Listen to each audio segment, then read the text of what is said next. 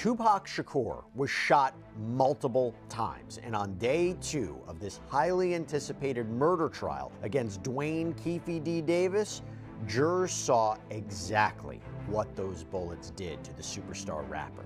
He died of gunshot wounds of chest and abdomen. As witnesses took the stand and described the gunshots and what they saw in the moments after, the defense argued that after almost 30 years, the investigation itself may be the prosecution's biggest problem. And we just suddenly heard a lot. He died of gunshot wounds of chest and abdomen. Homicide. Death at the hands of another. Dr. Lisa Gavin never met Tupac Shakur. She never saw his body in 1996. After reviewing all of those records, do you have an opinion as to the cause of death of Mr. Shakur? Yes. And what is that? He died of gunshot wounds of chest and abdomen. And do you have an opinion as to the manner of death? Yes. And what is that? Homicide. When a medical examiner uses the term homicide, what does that mean? The simplest form is death at the hands of another. But she reviewed the records, the photographs, the medical reports, and reached her own conclusion. The cause of death is not disputed. What is disputed is whether Dwayne Keefe D Davis orchestrated it. Hold on to this image. A Polaroid from 1996. Faded colors, softened edges, grainy and imperfect, but the wounds are still visible. That photograph is this entire case. Old, degraded, flawed. But the truth it captures has not changed in 30 years. The bullet entered near the armpit. It traveled across the right lung. Now, Dr. Gavin then walked the jury through each wound, starting with the chest. The bullet had apparently entered near his armpit, traveled across his right lung, and lodged near his collarbone. The lung collapsed, filled with 2 liters of blood. Doctors removed the lung, trying to save him. And here's how she described it. This is the right side of the body up by the chest area. You can see the right axilla or armpit in that region. And then you could see some of the sutures of what they call a thoracotomy incision, where they've cut into the side of the chest. And then just below that, this is an entrance gunshot wound.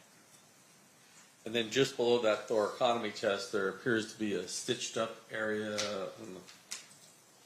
I can move my mouse too, right there. What is that? That's a sutured chest tube site.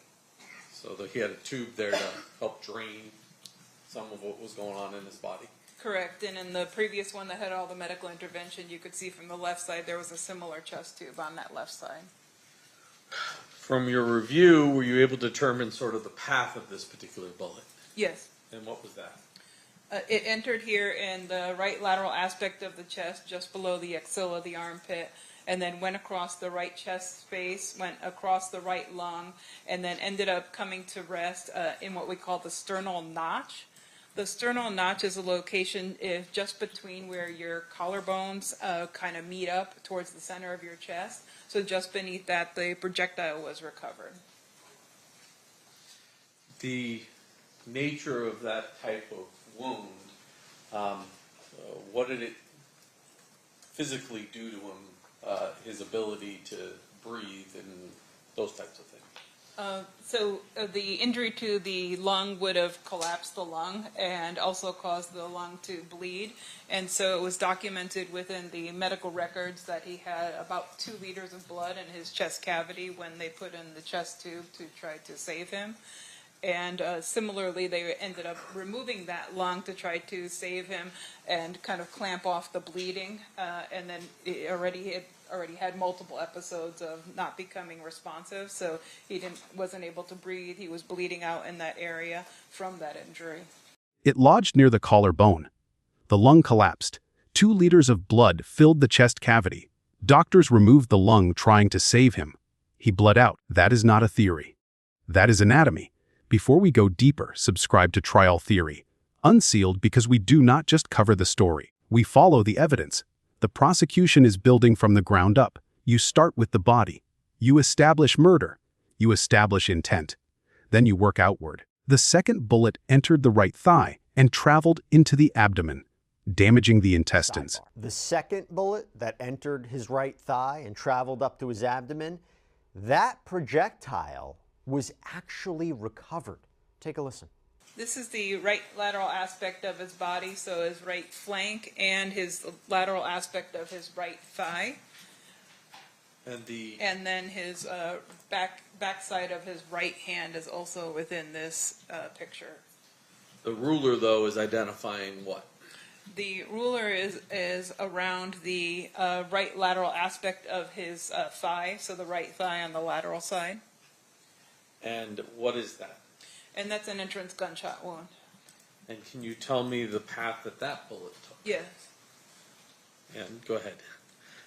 That bullet entered in the lateral aspect of the right thigh and then went upwards into the abdomen and damaged his intestines.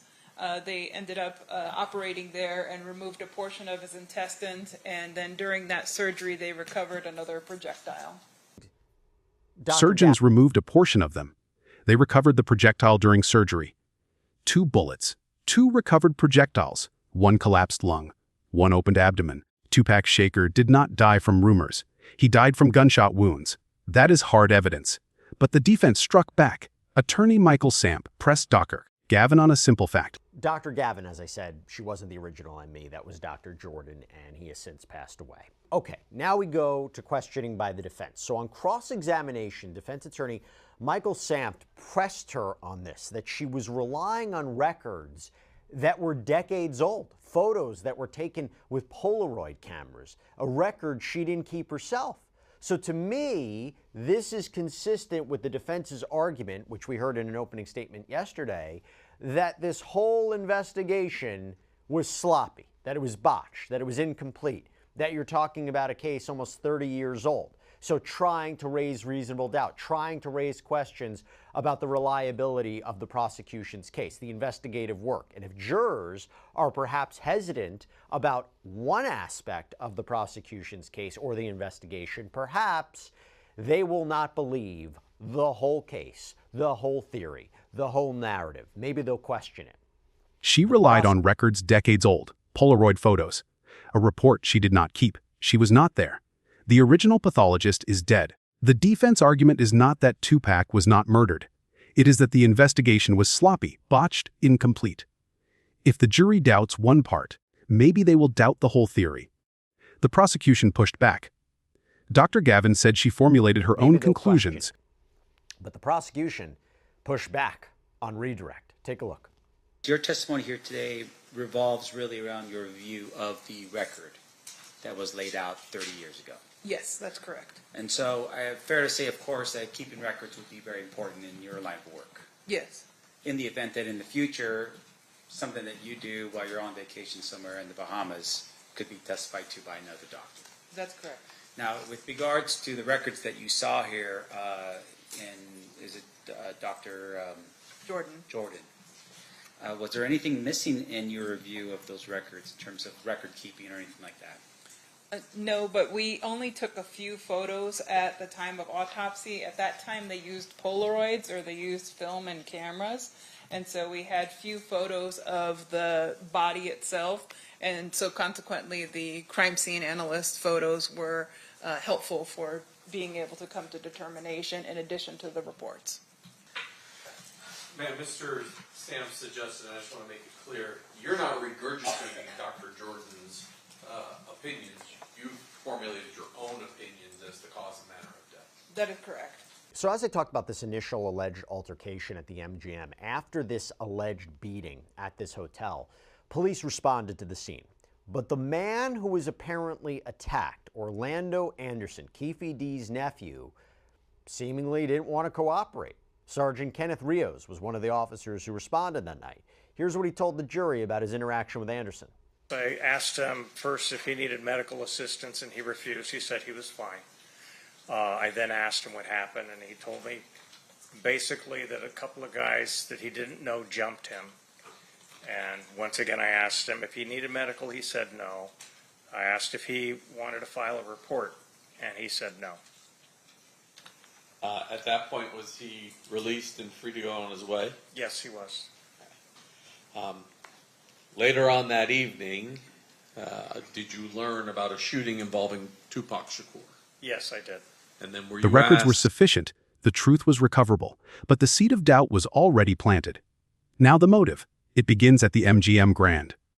Orlando Anderson, Davis's nephew, was allegedly beaten by Tupac's entourage. The surveillance footage exists on degraded VHS tapes. Grainy. No one can definitively identify anyone, but the prosecution says it proves one thing. A beating happened, and it happened on camera. Sergeant Kenneth Rios responded that night. He asked Anderson if he needed medical help. So as I talked about this initial alleged altercation at the MGM, after this alleged beating at this hotel, police responded to the scene. But the man who was apparently attacked, Orlando Anderson, Keefe D's nephew, seemingly didn't want to cooperate. Sergeant Kenneth Rios was one of the officers who responded that night. Here's what he told the jury about his interaction with Anderson. I asked him first if he needed medical assistance, and he refused. He said he was fine. I then asked him what happened, and he told me basically that a couple of guys that he didn't know jumped him. And once again, I asked him if he needed medical. He said no. I asked if he wanted to file a report, and he said no. At that point, was he released and free to go on his way? Yes, he was. Later on that evening, did you learn about a shooting involving Tupac Shakur? Yes, I did. And then were you asked to then draft a report as to what your interaction was with Mr. Anderson? Yes, I was. And at that time, what name did you remember for Mr. Anderson? It was Orlando. I remember his first name. Is it anything unusual that when a victim gets attacked and doesn't want to press charges or write a report, for you not to have written a report that night? No, it's not. Basically, if you don't have a victim, you don't have a crime, as we put it, which isn't necessarily true. You always have a crime. But if you don't have a victim, the chances of prosecution, you won't get any information, and so we don't take a report if the victim refuses. Anderson refused. He asked what happened. Anderson said a couple of guys he did not know jumped him. He asked if Anderson wanted to file a report. Anderson said no. And here is the phrase to remember: no victim, no crime. If the victim refuses to cooperate, no report is written. No report means no immediate investigation. No immediate investigation means the beating disappears from the official record. No victim, no crime. Anderson did not want authorities involved. The prosecution says he wanted to handle it himself. That is the motive. But here is the ticking clock question.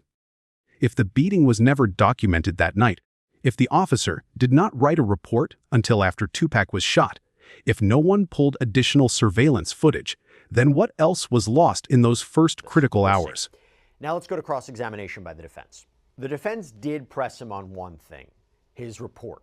Now, Rios admitted he didn't write it immediately after the fight and didn't know if anyone requested more surveillance video that night. So the defense's point again, does this prove a sloppy investigation? And so the state had asked you a question specifically as to when you wrote your report. You wrote it after you got off of this particular shift. Is that when you wrote your report? I don't recall when I wrote it, but I'm sure that my officer's report would reflect that time. But I know I didn't write it immediately after. All right. And in terms of your knowledge that Tupac Shakur had just been shot, your testimony to the jury is that you had understood at that point that potentially a person by the name of Orlando may have been something to do with that particular case. I don't recall if that was the reason why I wrote the report, if that's what you're asking. Yeah, because I'm a little curious. Like, how do you, there's a shooting of Tupac Shakur. How do you, is it because you heard that there's a shooting up at Tupac Shakur that you go, wait a minute, there was an incident that occurred with Tupac on property? Is that how we get to this point?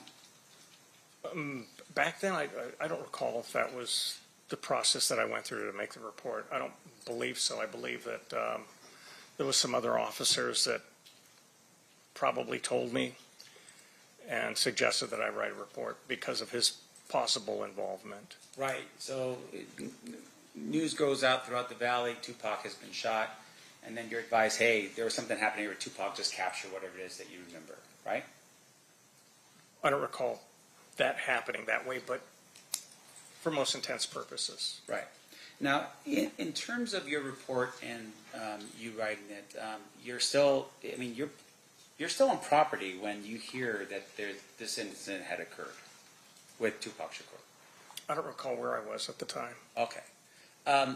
Would you have ever called back to the MGM and say, hey, capture more video of, this particular incident and the guy with the Merino jersey, the night of the shooting to help them with whatever investigation could be out there? Did you do that? Not that I recall, no. Do you know of anyone else among the 3 officers that were there or any other officers? This is not just a legal case. It is a thriller where the first act was never properly recorded. And now the jury must reconstruct everything from memory, from degraded tapes, from Polaroid photos, from a pathologist who was not even there. No victim, no crime. That is what the system said in 1996. But Tupac Shakur became the victim. And now the system is trying to catch up. The prosecution called William Hyde, a security guard at the Maxim Hotel. Working security at the Maxim Hotel that night. It was right at the corner of Flamingo and Koval. William Heidemeyer. He was on the 3rd floor of the parking garage when he apparently heard something that stopped him cold. Listen to this. 2 Metro officers with me, and we were looking for stolen vehicles. There were 5 or 6 Dodge Caravans that were stolen out of our parking garage that night. And where were you located when something unusual did happen? Well, I was on the ramp of the 3rd floor of the parking garage on the southeast side of the property. And while you were there, describe what you hear. Well, the 2 officers, another security officer and I were standing around one Dodge Caravan, and we just suddenly heard a lot of gunfire. And we ran to the barrier wall that was overlooking Koval Boulevard, not Koval, Flamingo Boulevard. And that's when I witnessed what I saw. So you hear a bunch of shots. Do you have any idea how many you heard? It sounded like a lot. 1 volley, 2 volleys? 3 volleys. 3 volleys. Yes. You heard. And when you say a lot, I mean, to some people, can you put any sort of number on it? I had 3 to 4, maybe even 5 each volley. It was a series of pops. Somewhere between 9 and 15 shots in a series. Something like that. He was on the 3rd floor of the parking garage when he heard gunfire. 1 volley, 2 volleys, 3 volleys. Somewhere between 9 and 15 shots. He ran to the wall and looked down. He saw a line of vehicles, a white Dodge Stratus, a black BMW, a white Chevy Suburban. He saw a man outside, young, well-dressed, black vest, white shirt, holding a semi-automatic pistol at his side. I was armed, so I was leaning over the retaining wall to see what I could see. And when you look over the wall, what do you see? I see a line of vehicles in the left straight lane on Flamingo heading east, and there's several vehicles. There was a white Dodge Stratus at the front, a black BMW behind it, another dark car, and I believe another car, and then there was a white Chevy Suburban behind that, and several more cars. Do you see anybody outside of those vehicles? Yeah, there were a number of people standing outside of the vehicles in the traffic lanes. And do you see any of them armed? One gentleman was armed, one black male adult, very young, well-dressed. He was wearing a very bright white 3/4 sleeve shirt, black pants, and a black dress vest. And at the time that you see him, is he firing his weapon? No, he's not, but he does have the weapon in his hand. It was an automatic weapon, automatic pistol. Semi-automatic pistol? Yes. And is he holding it down? Is he pointing it in a direction? He wasn't pointing it in any direction. It was kind of just off to his side. What do you see this caravan of cars do? Well, I looked back because the Metro officers jumped in their cars to pursue. And then when I turned around, everyone was back in their cars again, and they made a U-turn heading west on Flamingo towards Las Vegas Boulevard. All of the cars in the caravan? Yes. And so you see them make a U-turn at Koval and head back towards Las Vegas Boulevard. Correct. And those vehicles, you saw the 2 Metro officers you were with jump in their vehicle to give chase to that caravan. Correct. At the time that you're out there and you see somebody with a gun, you've just heard shots fired, is it the conclusion you originally drew that that person was your suspect? Yes, yeah, that's what I deduced at the time. And based upon the officers following that caravan, that's a reasonable assumption that they deduced that as well. Right. They asked me what direction they were going. They rolled down their windows and were asking me what direction everybody went, and so I pointed to make a right and head towards Las Vegas Boulevard. And those officers then went after the caravan. Correct. Objection as to speculation. He was not firing, but Hyde deduced he was the suspect. Officers on scene did too. They gave chase as the caravan made a U-turn toward Las Vegas Boulevard. But here is the problem. Hyde never saw the actual shooting. He only heard gunfire and saw a man with a gun after the fact. The defense pressed him. You did not see him shoot. Correct. You only heard it. Correct. That is not direct evidence. That is inference. And inference is where reasonable doubt lies. That he handed it off to someone else. And they highlighted that he didn't actually see the shooting happen or anyone firing a weapon. He only heard the gunfire and saw a man with a gun after the fact. Now, you were investigating at that particular time stolen vehicles out of that garage. Did you write a report on your own with regards to what you were doing that night with the stolen vehicles? And Actually, no, I turned that report over to my other co-officers at the security because I was tied up with this incident. Okay. I'm going to zoom in a little bit better for you here, sir, if I could. Going back again. That's hopefully more helpful.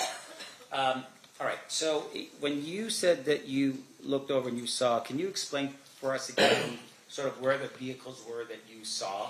Well, the vehicles were on Flamingo heading east, and they were in, you have a left turn lane, 2 forward lanes, and a right turn lane, and the vehicles were in the farthest left center lane. Farthest left center lane. Correct.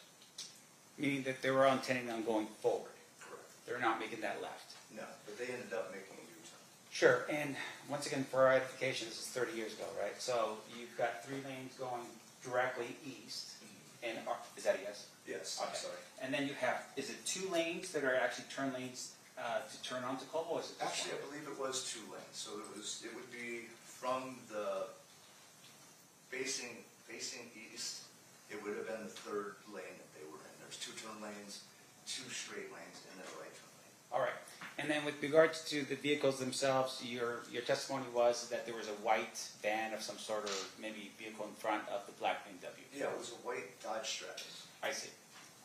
Is that a van? No, that's a No, car. it's a 2-door sedan. Okay.